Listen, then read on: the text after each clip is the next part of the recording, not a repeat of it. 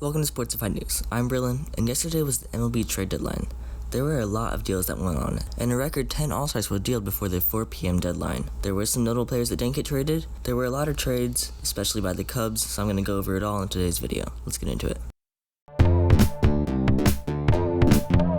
Sportsified.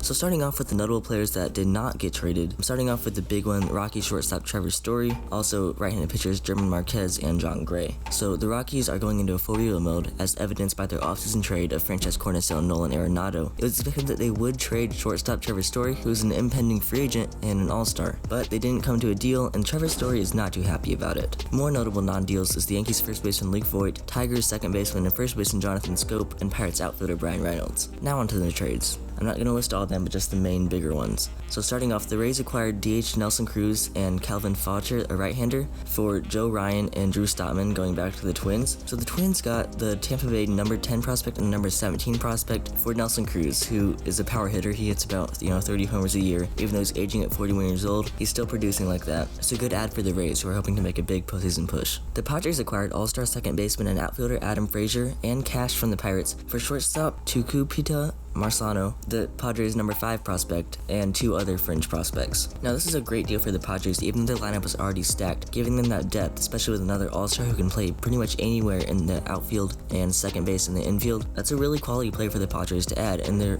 sitting in 3rd place in the National League West, but that's just because they're behind the other 2 good teams in the National League, the Giants and the Dodgers. So by acquiring Adam Frazier, they're hoping to move up in those standings. The Astros acquired reliever Kendall Graveman and Rafael Montero from the Mariners for 3rd baseman Abraham Toro and right-hander Joe Smith. Now the main piece in this trade was Kendall Graveman, the right-hander going to the Astros. He was the closer for the Mariners for most of the season, and he's done a pretty good job. He used to be a starter in his days in Oakland, and he's transferred to the bullpen, and he's been a lot better there. The Reds acquired another solid reliever in right-hander Michael Givens from the Rockies for right-hander Case Williams and right-hander Noah Davis. Williams was the Reds' number 20 prospect, and Davis was the Reds' number 26 prospect. It's not a huge price to get up for a solid reliever in the back end of that Cincinnati bullpen. The Athletics and the Marlins made a rare 1-for-1 swap, with outfielder Starling Marte going to the Athletics and left-handed pitcher Jesus Luzardo going to the Marlins. I like the deal for both sides, as the Athletics are looking to make a deep playoff run, and adding a former All-Star in Starling Marte will help to do that. And the Marlins acquire a young left-hander in Jesus Luzardo from the Athletics. He used to be a top prospect, adding to their pitching depth in what looks like it could be a very good starting rotation in the future. The Brewers have acquired infielder Eduardo Escobar from the Diamondbacks for infielder/outfielder Cooper Hummel and infielder Alberto Ciprian, neither of whom were on the Milwaukee top 30 prospects list. The Blue Jays got back-end reliever left-hander Brad Hand from the Nationals for Riley Adams, a catcher who's the Blue Jays' number 17 prospect. Here's a big trade. The Yankees acquired outfielder Joey Gallo and left-hander Joely Rodriguez in cash from the Rangers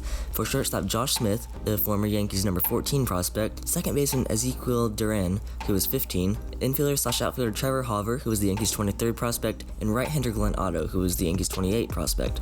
So the Rangers here are acquiring no prospect ranked higher than 14th on the Yankees' top prospects list, but 4 of them in that solid 14 to 28 range is a good get for the Rangers in exchange for slugger Joey Gallo, who will certainly hit a lot more homers on the short right field porch at Yankee Stadium. The Dodgers are getting starter Denny Duffy and cash from the Royals for a player to be named later. This is a great deal for the Dodgers, as they don't have to commit to a player right away. They can talk about it, going into the offseason, and they're getting another solid starter to add to that now insane rotation, as they got another ace. We'll talk about that later. The Red Sox got outfielder Kyle Schwarber from the Nationals for right-hander Aldo Ramirez, who was the Red Sox 19th ranked prospect. Not a huge deal here, but Kyle Schwarber has had a really good season, especially that run of 10 or so games in which he had all those homers, and the Nationals are acquiring a solid prospect to add to their minor leagues as they look to be heading into a rebuild now.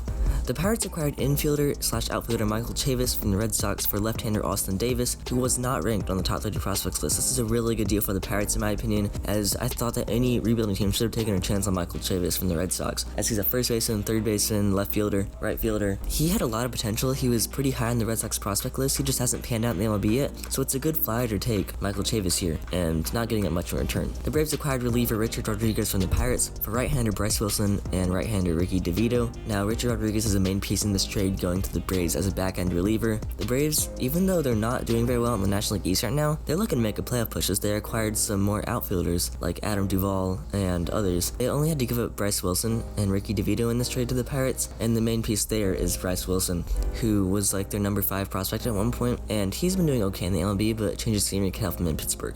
The Cardinals are acquiring left-handed starter John Lester from the Nationals for outfielder Lane Thomas. Lane Thomas as well used to be a top prospect for the Cardinals, so the Nationals are getting someone who still has a lot of potential in their outfield, and the Cardinals are getting a solid starter in John Lester to help them in the playoffs. Here's another outfielder that the Braves acquired, Jorge Soler from the Royals, for right-hander Casey Kellich, who was the Braves' number 21 ranked prospect. This is a great deal for the Braves, as they're only giving up their 21st prospect in their top 30, and acquiring a slugger in Jorge Soler to shore up the outfield after Ronald Acuna Jr. is out for the season. The Phillies have acquired right-hander Cal Gibson, right-hander Ian Kennedy, right-hander Hans Cruz, who was the Rangers' number 9th ranked prospect, and cash from the Rangers. For right-hander Spencer Howard, who was previously a top 50 prospect in the MLB, right-hander Kevin Gowdy, right-hander Josh Jessner. So this deal is obviously a win-now move for the Phillies, getting Cal Gibson the starter and Ian Kennedy the back-end reliever. They're also getting the Rangers' number 9 prospect, which is kind of rare to see that in a trade where they're the ones buying, but they sent back a highly regarded prospect in Spencer Howard, the right-handed starter, who could be pretty good in Texas. Now we're getting on to the bigger trades, as the Dodgers acquired Max Scherzer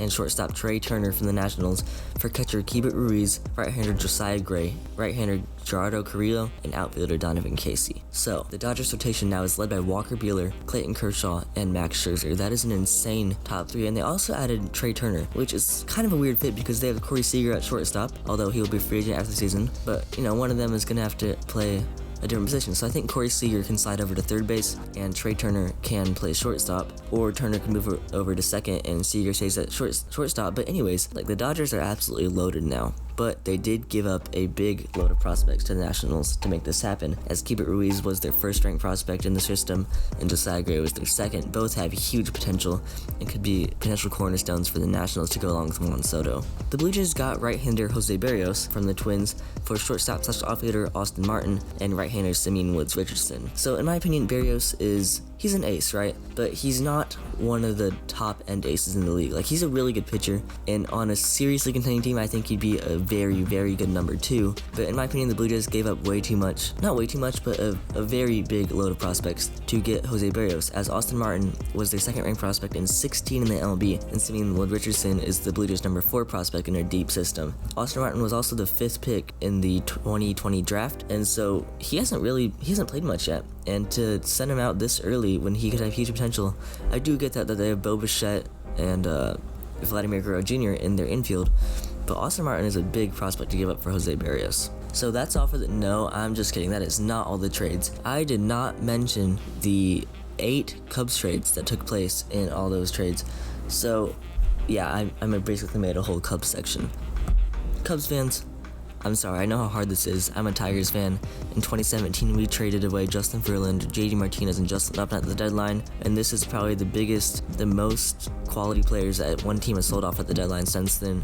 It's gotta be crushing as a Cubs fan. So the Braves acquired Jock Peterson from the Cubs for first baseman Bryce Ball. I like this move for the Cubs side. Bryce Ball is a good power hitting prospect. Might not pan out because of contact issues, but it's a good gamble to take. The Athletics acquired left-handed reliever Andrew Chafin from the Cubs for outfielder Greg Deichmann, who is the Athletics' number 9 prospect, and right-hander Daniel Palencia. White Sox got right-hander Ryan Tepera from the Cubs for left-hander Bailey Horn, who is the White Sox 23rd prospect. Padres got Jake Marisnick, outfielder, from the Cubs for right-hander Anderson Espinoza, who was previously a top 50 prospect in the MLB. So this would be a trade to get excited about if you're a Cubs fan, because you just gave up your 4th outfielder in Jake Marisnick for Anderson Espinoza, who has still loads of potential. Now on to the 4 big trades that everyone knows about. So the White Sox acquired closer Craig Kimbrel from the Cubs for second baseman Nick Madrigal and right-handed pitcher Cody Heuer. Now, I really like this trade for both sides, as Craig Kimbrel, oh my goodness, him with Liam Kendricks in the back of that White Sox bullpen is going to be a nightmare for teams. The Cubs acquiring Nick Madrigal, who was the 4th pick in the 2018 draft. He just makes a ton of contact and gets on base. And also right-hander Cody Heuer, who can slot in at the back of that Cubs bullpen. He's a flamethrower. The Yankees got first baseman Anthony Rizzo from the Cubs for right-hander Alexander Vizcaino and outfielder Kevin Alcantara. So the Cubs acquired the Yankees' number 9 and number 12 prospects for their franchise cornerstone Anthony Rizzo. As a Cubs fan, I think this one would be the most crushing of them all, because Rizzo was the face of the Cubs, and going to the Yankees of all teams. But the Cubs did acquire some decent prospects in Vizcaino, the pitcher, who was number 9. I think if he doesn't pan out as a starter, he could be a pretty good reliever in the back end of a bullpen. But moving on to the 2 biggest trades that the Cubs made. The Mets acquiring shortstop Javier Baez and right-handed starter Trevor Williams in cash from the Cubs for outfielder Pete "Crow-Armstrong, who was the Mets' 5th-ranked prospect in a very deep Mets farm system now. He was the 19th pick in 2020, 5-tool outfielder.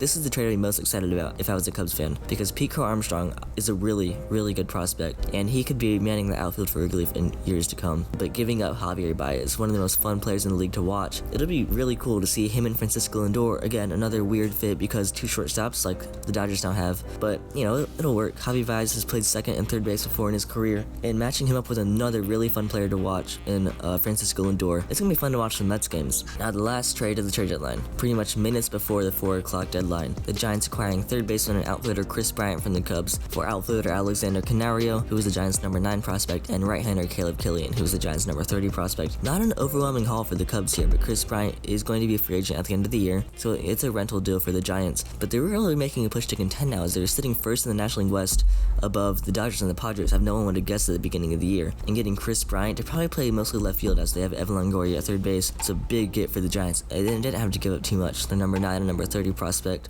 But the Cubs, they had a decent day. Because they wanted to cut their budget, start over, rebuild, they had to trade away Rizzo, Baez, Bryant, Kimbrel. They got pretty solid players in return. I'm really liking Pete Crow-Armstrong and Nick Madrigal and Anderson Espinoza here. But the Cubs just restocked a very, very bad farm system. So, that could make them climb to the, kind of the middle tier of MLB team farm systems. That's all for today. Thanks for listening to Sportsified News. Make sure to hit the subscribe button and check out our podcast on Apple Podcasts, Google Podcasts, Spotify, and more. Catch you in the next one.